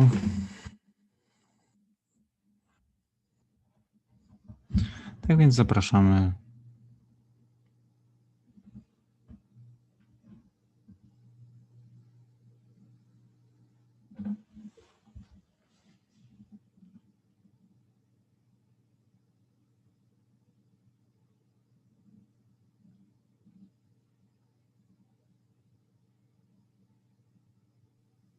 Okej, skoro nie mam pytań, ja postaram się streścić tutaj te wątki, które były przez doktora Keshe wymienione gdzieś tam oczywiście przez pryzmat swojego zrozumienia. Być może to gdzieś tam dojdziemy z tego do jakichś pytań albo dyskusji, jeśli ktoś by też miał ochotę dodać ze swojego zrozumienia. Także od początku tego warsztatu mieliśmy, w zasadzie wracamy do tego, co fizycy nasi, można powiedzieć współcześni, określają jako podstawowe elementy budulcowe tej materii, którą obserwujemy, czyli mowa tutaj o protonie, elektronie, neutronie. No to można by się spierać, czy podstawowe, bo oczywiście wchodzimy też jeszcze głębiej gdzieś tam, ta fizyka cząstek elementarnych wchodzi jeszcze w kwarki, czy tam jeszcze głębiej, ale tutaj powiedzmy nie będziemy się aż tak głęboko zagłębiać. I doktor Keshe przez cały warsztat w zasadzie tłumaczy nam to, że w kosmosie ciągle tworzy się plazma, mamy też plazmę, mamy też to, co jest przed plazmą, czyli promienie, mamy te elementy istniejące bez swojej fizyczności, można powiedzieć, czyli możemy tutaj odnieść się do tego, co też kosmolodzy, można powiedzieć, mówią, że obserwujemy tylko na przykład 4% wszechświata, no więc tu możemy się odnieść do tego, w ten sposób też, że oprócz tego, co widzimy ludzkim okiem, aminokwasem naszego oka jako materię, jest też całe morze, można powiedzieć ocean, niezmierzony tego, co niefizyczne, co nie jest po prostu dla nas namacalne, obserwowalne, ale istnieje tam właśnie w postaci plazmy, w postaci też promieni, które właśnie nie posiadają tej fizyczności. Tutaj dr Keshe zwraca też uwagę na to, że podróżując tym statkiem kosmicznym, spaceshipem, te plazmy, które nie posiadają fizyczności w oddziaływaniu, w interakcji z tym statkiem, który też tutaj podróżuje dość, można powiedzieć, wysokiej czy silnej sile pól, może w tym oddziaływaniu stawać się dla tego statku materią, więc musimy te aspekty zrozumieć, rozważyć w tych elemencie chociażby podróży, o której tutaj często mówimy, o podróży kosmicznej. Później mieliśmy odniesienie się też tutaj, przechodzimy z mikro w makro w różne skale, można powiedzieć, do kreacji duszy w łonie matki, gdzie ten proces, tak jak tu mieliśmy rozmowę w tym kontekście, bierze się właśnie z interakcji materii tych dwóch elementów, jajeczka i plemnika. Po czym dr Keshe mówi, że opisując ten proces, mówi o tym, że możemy, rozumiejąc właśnie jak ten proces się odbywa, możemy tworzyć duszę zamiast tego na przykład, co potocznie nazywamy klonowaniem, czyli klonowaniem tej fizyczności, można powiedzieć, danej istoty. Tak tutaj możliwa też jest kreacja duszy właśnie na tym poziomie, czyli można powiedzieć z energii. To jest to, co dr Keshe mówi o transmutacji elementów, o poruszaniu się w obie strony, czyli z materii w energię, z energii w materię i tutaj mamy właśnie ten aspekt, gdzie to właśnie materia tworzy tą duszę w procesie w łonie matki, można powiedzieć, w procesie poczęcia. I ten proces od razu dr Keshe porównuje do tego, że tak samo jest z promieniami na Ziemi, z których tworzy się na przykład złoto, srebro czy różne inne elementy. I tak samo możemy rozumieć właśnie podróż i manifestację w jakimś środowisku, tak samo jak mówimy tutaj o kreacji duszy tutaj na Ziemi, czy w łonie matki, tak samo możemy ten aspekt rozpatrywać w każdym dowolnym innym środowisku, które to środowisko, siła pól tego środowiska, tak jak pod koniec nawet dr Keshe mówił, że pole magnetyczno-grawitacyjne Ziemi cały czas w trakcie jak ten zarodek, to małe dziecko rozwija się w łonie matki, cały czas ma wpływ na jego rozwój, na to, jak kreowana jest fizyczność tego dziecka. Tak samo mieliśmy w kontekście języka, komunikacji, skoro mówimy już o podróży, to tutaj mamy aspekt wykreowania się, a także komunikowania się ze środowiskiem, w którym się kreujemy. I tutaj jako klucz dr Keshe wskazywał to, żeby zrozumieć tylko siłę emocji tej drugiej istoty, z którą staramy się komunikować, a wtedy dusze w pewien sposób wymienią się informacjami, więc ta komunikacja wcale nie musi wychodzić poza pasmo, można powiedzieć, emocji, siły pól emocji. Nie musimy w ogóle rozpatrywać tego w tych wolniejszych elementach, w elementach, które nazywamy materią, czyli na przykład komunikacja chociażby właśnie werbalna, werbalizowanie tego, tych myśli, które chcemy przekomunikować, a tutaj zatrzymujemy się na tym etapie, można powiedzieć, na poziomie komunikacji, właśnie na poziomie emocji. I tak samo wracając do absolutnych podstaw plazmy, mówimy o tym, że właśnie to tarcie, frykcja dwóch plazm tworzy światło lub materię. To widzimy na przykładzie właśnie tego tarcia między plazmą Ziemi a plazmą Słońca, gdzie uzyskujemy światło, ale uzyskujemy też materię, te promienie, które do Ziemi docierają pod wpływem właśnie środowiska, przybierają taką lub inną postać materii, jednego lub innego pierwiastka. Ale też w tym procesie tworzy się to, jeśli zmienimy trochę skalę i myślimy tutaj o kreacji samej planety, to w momencie, kiedy mamy też tworzenie się materii, mówimy tutaj też o tworzeniu się tej bezwładności wokół tej materii, czy na przestrzeni tej materii, można powiedzieć. I tak samo, jeśli mówimy o tarciu się dwóch plazm, mówiliśmy o 2 planetach, tak samo wiemy o tym, że dusza człowieka, właśnie jej tarcie, interakcja z duszą fizyczności, wynikiem tej interakcji tego tarcia jest właśnie fizyczność ciała człowieka. I później dr Keshe wrócił rozwijał, można powiedzieć, te podstawy plazmy, opisał nam pierwszą strukturę atomową. Mieliśmy narysowane 2 plazmy, które w interakcji ze sobą jedna karmi drugą. Ta interakcja w pewnym momencie, gdy staje się niestabilna, to ten silniejszy element zostaje, można powiedzieć, nie zmienia swojej tożsamości, którą jest właśnie, omawiamy to jako element neutronu, a ta słabsza plazma dzieli się właśnie na plazmę protonu i elektronu. I w ten sposób omawiamy sobie kreację tego pierwszego, można powiedzieć, atomu, w jaki sposób ta podstawowa fizyczna struktura się kreuje w tym procesie. Była też wzmianka o deuterze. Myślę, że tam też warto wrócić do tego fragmentu, sobie jeszcze raz posłuchać. A jeśli chodzi o sam neutron, to też dr Keshe mówi ciekawą rzecz, że neutron ma inną siłę, w każdym wszechświecie ma inną siłę, bo to właśnie centrum tego wszechświata dyktuje, ile ten neutron może przyjąć energii. A jeszcze w kontekście emocji mieliśmy taką wzmiankę, że właśnie to zrozumienie emocji pól pozwala na komunikację. Mieliśmy też zapowiedź nowych systemów uniwersalnych, na przykład takich, które są w stanie radzić sobie z wirusem korony. O właśnie dzięki Jarku, to jest to, co mówiliśmy o pierwszej strukturze atomowej, czyli te 2 plazmy w środku, na środku kartki, które mamy narysowane, i później ten proces był tutaj omawiany dalej. Po lewej stronie mamy właśnie tą frykcję, tarcie się plazmy Słońca i Ziemi i cały ten rysunek, tak jak było mówione. Także mieliśmy tą zapowiedź nowych systemów uniwersalnych.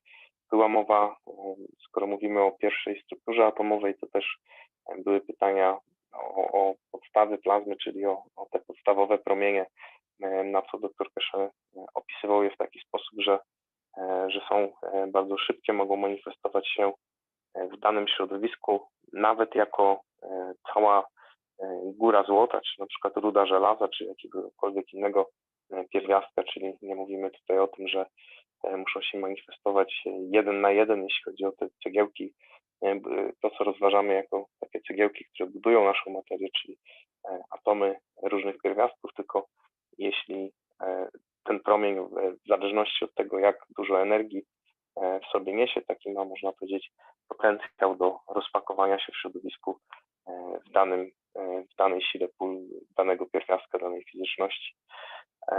A struktura duszy człowieka, tu w odpowiedzi też na pytanie dr Keshe mówi, to kolektywna siła pól człowieka, które nigdy to pola nie osiągną stanu materii, czyli gdzieś tam są stabilne w tej sile pól, w jakiej się znajdują, i one nie rozpakowują się dalej do stanu materii, tylko mówiliśmy sobie to wcześniej, że to interakcja pól duszy człowieka z duszą fizyczności tworzy tą materię, a nie sama to dusza człowieka.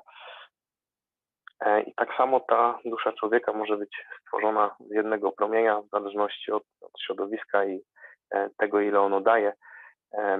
Były tutaj porównania, mieliśmy pytania, ktoś porównywał właśnie ten promień do naszego kreatora, bo skoro z promienia może wytworzyć się dusza, no to jest to w pewnym sensie początek, czy kreator tej kreacji w tym aspekcie, jeśli to omawiamy.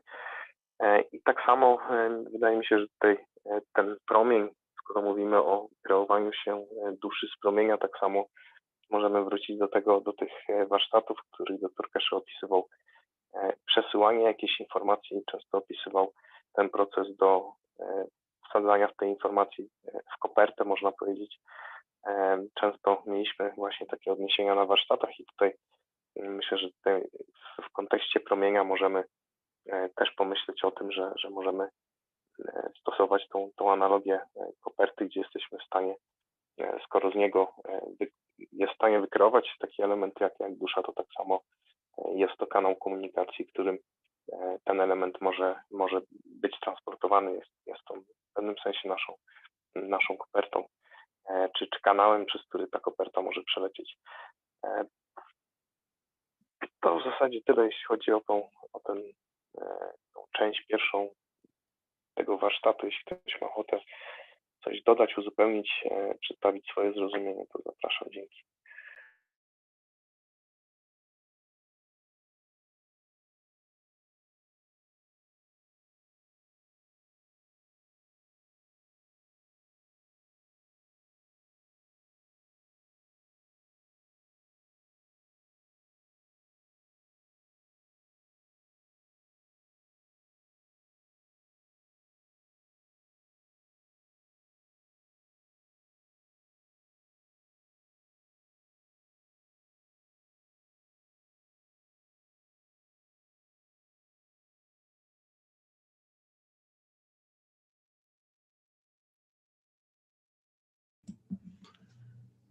Dzięki, Przemek, za streszczenie i wytłumaczenie na swój sposób. Jeśli nie ma pytań, to ja włączę ten fragment może z zeszłego spotkania.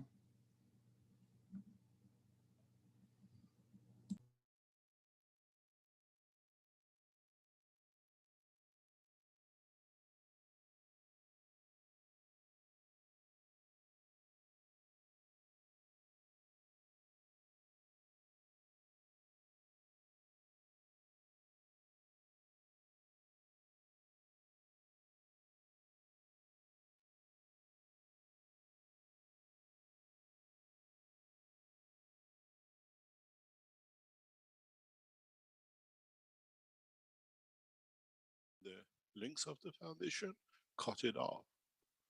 Remember one thing, your yes, your support puts you and your family in it, and then the people who trust you to come in it, unless you're a source of, you want to be a source of these things, and they use it freely. We saw how out of Alan is telling over 120,000 Peter Pans have been found, and up to 7,000 now have been captured. Now they come through a new way. Let us help me to set up it as knowledge seekers. You're a knowledge seeker, never touch, because you get involved in the things which my ethos doesn't sit with.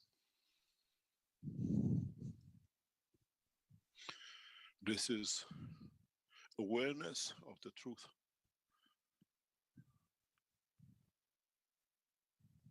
And these people, very simply, have a long history of criminal pedophilia in the family, all passing prison sentences. How come suddenly? We realize a lot of people come to the foundation, attach themselves to get access to the data and the people we have. And we become very much aware of it. And that's why the top side of the management is totally sealed. Trusted people we trust and we work with. And this is important for all of us. Now we have a commitment to a society, not individuality anymore. It is not easy to sit at this position of the Keshe Foundation. It's not just giving the knowledge, but protecting the knowledge seekers too. Knowledge seekers help me with IT and the rest. Knowledge seeker, give me access to your children and your family and the rest of it. This is what we have to understand. This is our obligation, because at the end of it, you became knowledge seekers because of my knowledge. Not to be abused by those who abuse my knowledge and the connections to me. I teach you the advanced technology, I teach you the space travel, I teach you the health, I teach you the ethos of the conduct, but at the same time, I have to protect you too.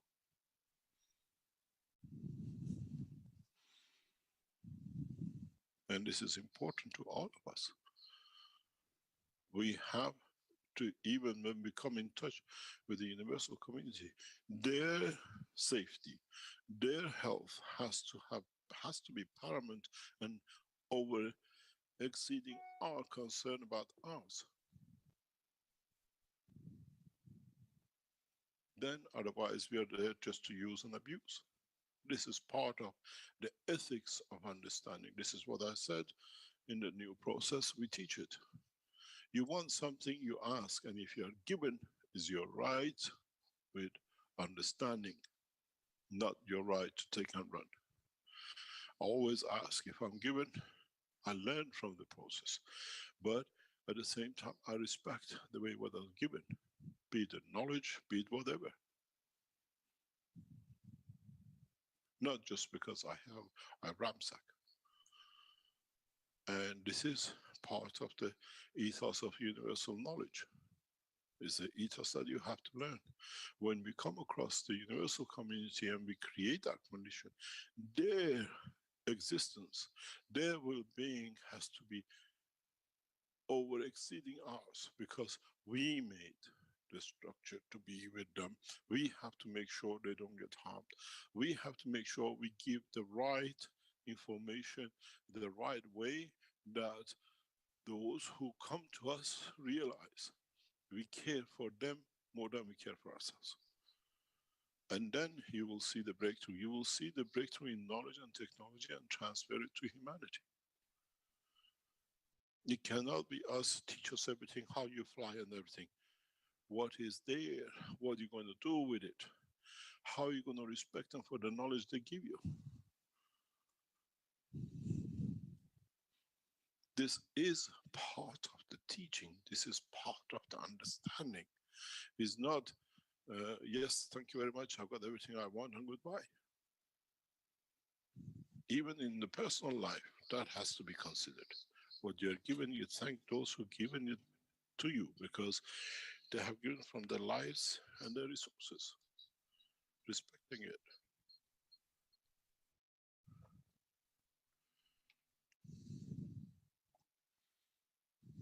Mr. Keshe, I have one concern, one question about what you're talking about. When people, some of these people who are doing this right now, they've been into this knowledge and learning so much what this knowledge is all about. Because I know as I'm learning this knowledge and I'm learning from you all the steps about creation and where we came from, I completely understand. I can really switch between I know when is my physical soul is in action or when is my soul in action. I can see the separation, and actually I'm getting better. So these people who came along with so long and they understand the knowledge, why suddenly they never understood the knowledge.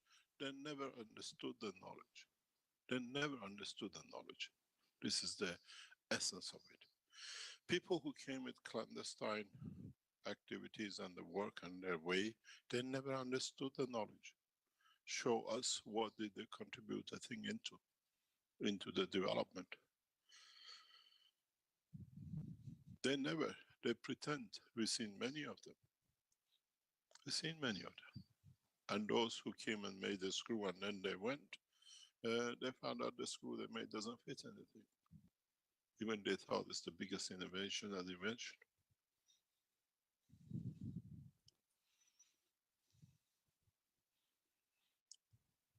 The reality is the totality of understanding.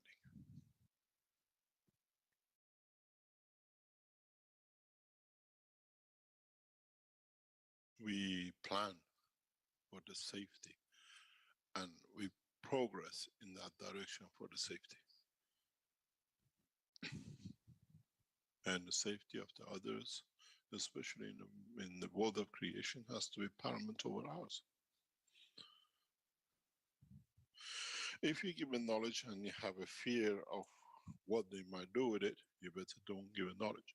But if you give a knowledge with the joy that I give and my ethos and my ways that you progress positively, then you will progress. Your message will go through clearly and you reach or you achieve what you wanted to achieve.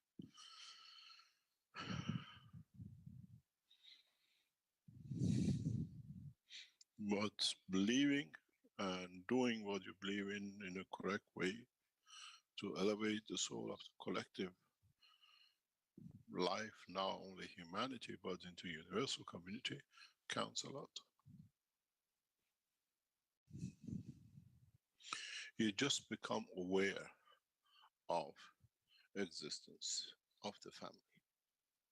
It's just like you walk on the street and you meet someone and you find, oh, they're a distant cousin. Now we have found our distant cousins.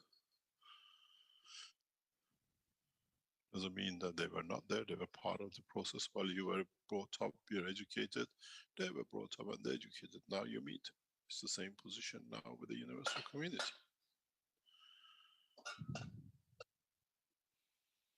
Now we meet and we all progressed in parallel with each other. Life didn't stop because one of us was existing. And this is what the humanity is going to face. Now we join a family which we knew is there, but now we developed in different ways, and now we merge the two and we give to each other the best of what we have learned. When you meet your family, you don't give them the rotten apple in the box, you give the best apple to the box, to your family. And that's how it is, and that's how mankind will shine in a new universal community. Mankind has made a lot of contribution towards the even development of the part of the knowledge of the universe without them knowing. Mr. Keshe, you know, before I never.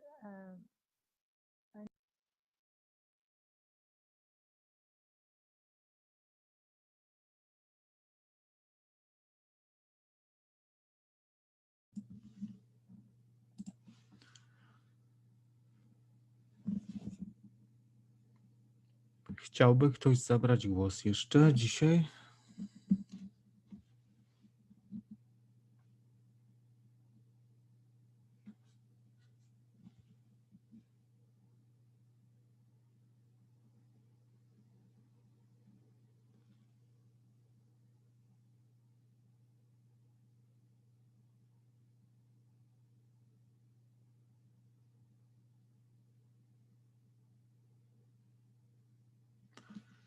Jeśli nie ma pytań, to na dzisiaj skończymy. Myślę, że to nie był łatwy dzisiejszy warsztat. Logika pewnie u niektórych się pogubiła. Tak więc zapraszamy na kolejne spotkanie. Zapraszam do przesłuchania sobie tego jeszcze raz. Na dzisiaj już kończymy. To były 412 warsztaty poszukiwaczy wiedzy w języku polskim z dnia czwartku 5 listopada 2020 roku. Dziękuję za przetłumaczenie i do usłyszenia.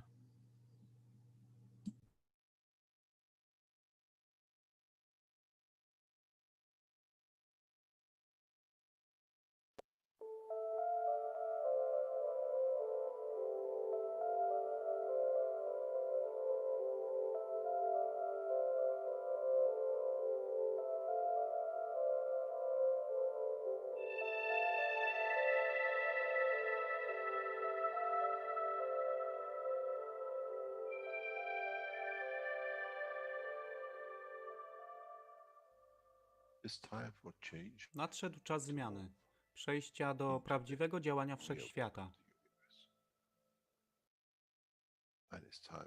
I nadszedł czas, aby zrozumieć, że używamy stanu materii, by osiągnąć poziom zrozumienia duszy człowieka.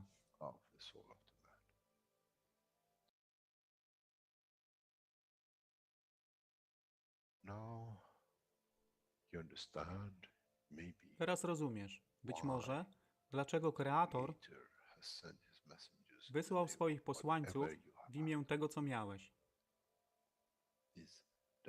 To oni przynoszą uszy, aby można było ich użyć, gdy nadejdzie czas Mesjasza. Mogę nauczyć duszę i przesłanie.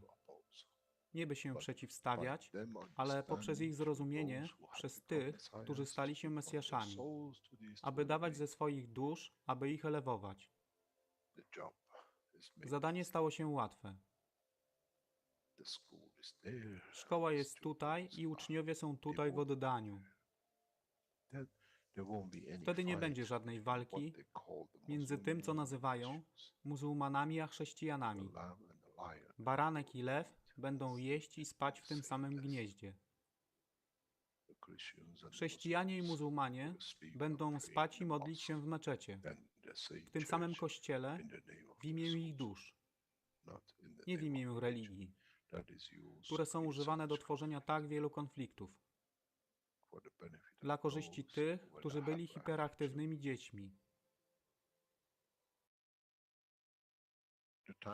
Nadszedł czas zmian jest tutaj. I jak powiedziałem, moje życzenie jest moim rozkazem. Jeśli pragniesz ujrzeć pokój, droga pokoju jest wyłożona bardzo wyraźnie. To dusza świadomości zbiorowej. Poprzez dawanie stworzy tą pozycję zmiany. Nic innego. W duszy człowieka nie ma długopisu. Jestem pewien, że po wejściu do społeczności uniwersalnej nigdy nie zobaczysz niczego zapisanego, ale równowagę pól duszy egzystencji.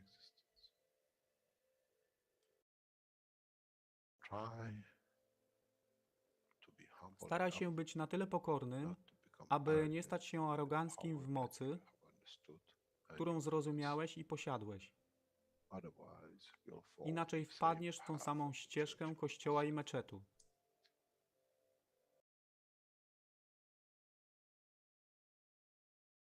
To jest to, co obiecaliśmy i to właśnie dostarczyliśmy.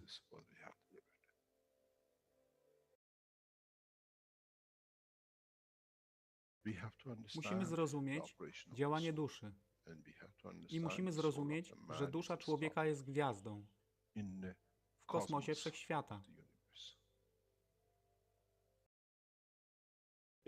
Jeśli porównamy duszę człowieka i tak wielu nas, 7 miliardów w jednym zbiorze,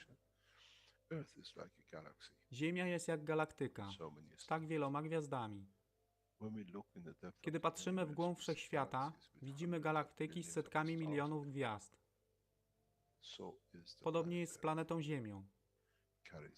Niesie 7 miliardów pięknych gwiazd, które są duszą człowieka. Niesie z sobą duszę tak wielu trylionów zwierząt, roślin i wszystkiego innego. Jeśli więc patrzą ci, którzy nie widzą fizyczności Ziemi i jej zawartości, co widzą? Widzą galaktykę z wielką ilością pięknych, świecących świateł. Każda według swojej siły. Każda zgodnie ze swoją pozycją.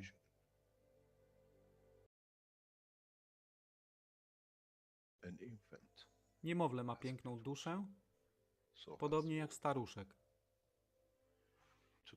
Dla tych niefizycznych, którzy nie widzą fizycznego wymiaru tej planety, ale widzą siłę pola, jesteśmy gromadami gwiazd. Ludzka rasa, każda pojedyncza dusza, nikt z daleka nie widzi. To jest dusza rybaka, to jest dusza kosmologa, to jest dusza prezydenta. Wszystkie świecą bez względu na fizyczność. To jest magia. Oto, co nowa nauka musi przynieść człowiekowi. Kiedy patrzymy przez naszą duszę, widzimy tylko gwiazdy w innych duszach. I to jest przełom. To jest zrozumienie. Na tym właśnie polegają te wszystkie nauki. Dojście do dojrzałości następnego poziomu, aby zrozumieć daleki kosmos. Wszechświat jest ostrygą dla tych dusz, które służą.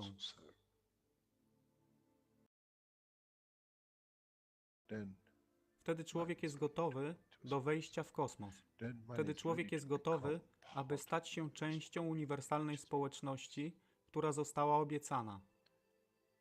Nigdy nie obiecywałem wam nieba. Zawsze obiecywałem wam elewację człowieka, aby przyłączył się do rodziny. A teraz macie klucz. To wy musicie otworzyć drzwi, aby zrozumieć, że mogę elewować duszę tych ludzi lub milionów innych dusz. że fizyczne życie na tej planecie zmieni się. Wtedy jestem godny bycia częścią społeczności uniwersalnej, by być, aby służyć, aby się rozwijać, by być tam, aby być częścią, że w cyklu życia wszechświata staje się w byciu częścią, staje się częścią totalności.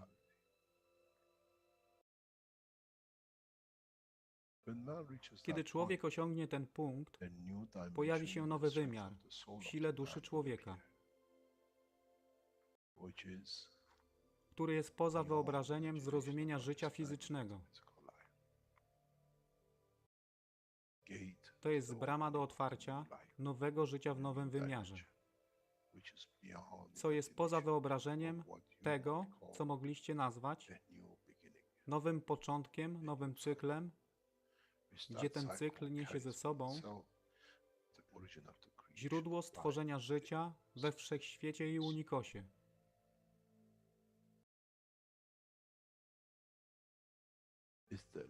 To jest elewacja duszy, aby służyć.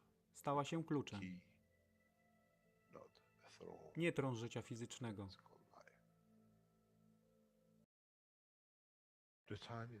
Czas jest odpowiedni, nadszedł czas, aby człowiek przeszedł przez ten proces.